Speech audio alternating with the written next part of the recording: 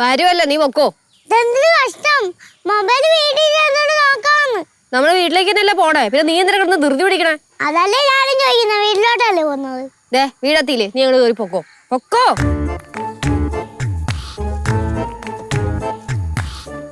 ഇതിനേക്കാളും ഞാൻ ഒറ്റയ്ക്ക് കിടന്നായിരുന്നു നല്ലത്. അതാണ് എനിക്കും നിനക്കും നല്ലത്.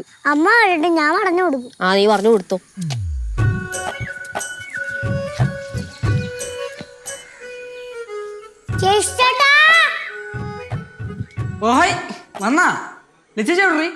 മൊബൈലിൽ നോക്കിക്കൊണ്ടിരിക്കുന്നു.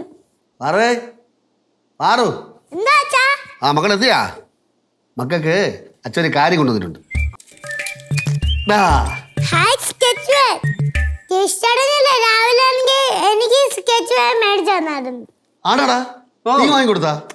ഞാൻ പറയാൻ പറ്റുമോ? അത് അച്ഛൻ മേടിച്ചു തരാൻ എന്റെ അടുത്ത് പറഞ്ഞത്. ഞാൻ വാങ്ങിച്ചിട്ടാ. അച്ഛാ, അതെ, ഇനി മുതൽ ഞാനാ വിളിക്കാൻ വന്നത്. ചേച്ചി എന്നെ ശ്രദ്ധിക്കുന്നില്ല. എന്റെ അച്ഛാ, വരുന്ന വഴി ആ ഗേറ്റിനോട് 5 മിനിറ്റ് ഫോൺ നോക്കി, അതിനാണ് വന്ന് പരാതി പറയണേ. ഇനി സംസാരിച്ചോണ്ടിരിക്കാൻ സമയമൊന്നും ഇല്ല. ഇതിനെ വിളിച്ചോണ്ട് വരാനും കൊണ്ടാക്കാനും വലിയ ചടങ്ങാട്ടോ അച്ഛാ. പാവല്ലേ, കൊച്ചല്ലേ? കൊച്ചായിട്ട് തന്നെ ഇരുന്നാ മതിയായിരുന്നു, വലുതായതാ പ്രശ്നമായത്.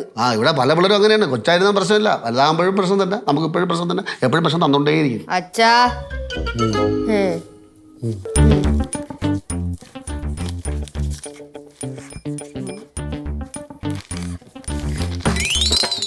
പാറുടി, സ്കെച്ചെല്ലാം കൂടെ ഇങ്ങനെ നിവർത്തി ഇട്ട് കഴിഞ്ഞാൽ എങ്ങനെയാണ്?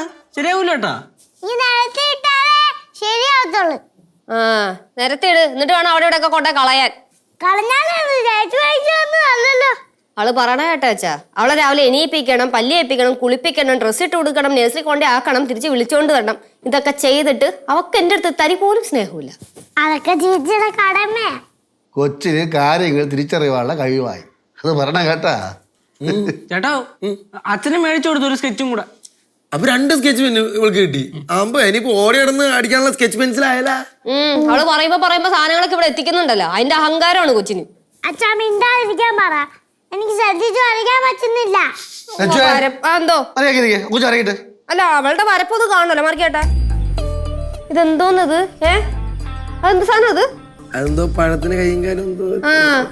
ഇനി ഇവിടെ ശരിയാവത്തില്ല. കൊച്ചിനെ ഇങ്ങനെ നിരുത്സാഹത്ത് പെടുത്തല്ലേട്ടാ. നന്നായിട്ട് വരച്ചോണ്ടിരുന്നതാണ്.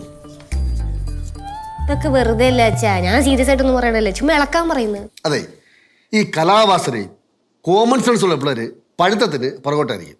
അച്ഛൻ തന്നെ ചെറുപ്പത്തിൽ പാട്ട്, ഡാൻസ്, കഥാപ്രസംഗം, ചിത്രരചന ഒക്കെ ഉണ്ടായിരുന്നു. പക്ഷെ രസം അതല്ല. രസം എന്ന് പറഞ്ഞു കഴിഞ്ഞാൽ ഗോൾഡ് മെഡലിസ്റ്റ്, പഠിത്തത്തിന് മുന്നോട്ടായിരുന്നു അച്ഛൻ, നല്ല മാർക്കുമായിരുന്നു. ബഹുരസം. മുടിയാ, നിനക്കറിയണോ, അച്ഛൻ്റെ പഠിത്ത കാര്യത്തിലെന്ന് പറഞ്ഞു കഴിഞ്ഞാൽ ഓരോ വിഷയങ്ങളിലും ഞാൻ പോയിട്ട് കേക്കടാ വരുമ്പോ പറയണേ കണ്ടിന്യൂറ്റി. മക്കളെ, അച്ഛൻ്റെ കാര്യം നിനക്കറിയാലോ, ഓരോ വിഷയത്തിൽ പറഞ്ഞാലേ കളവാ.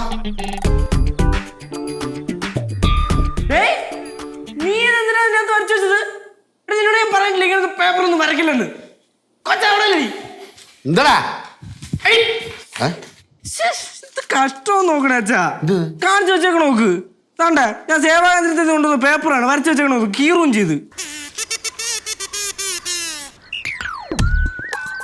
കഷ്ടപ്പെട്ട് കൊണ്ടു സാധനം നന്നായിട്ട് വെച്ചു. ചുമ്മാ കളിയാക്കില്ലേട്ടാ, ചുമ്മാ മൊത്തം കുത്തി വരച്ചു വെച്ചേക്കണ്. പോട്ടെ മക്കളെ, എടാ അവിടെ കലാവാസന പുറന്തള്ളി വരെയല്ലടാ. നീ സഹകരിക്ക് പോ. നീ എന്തിനത്?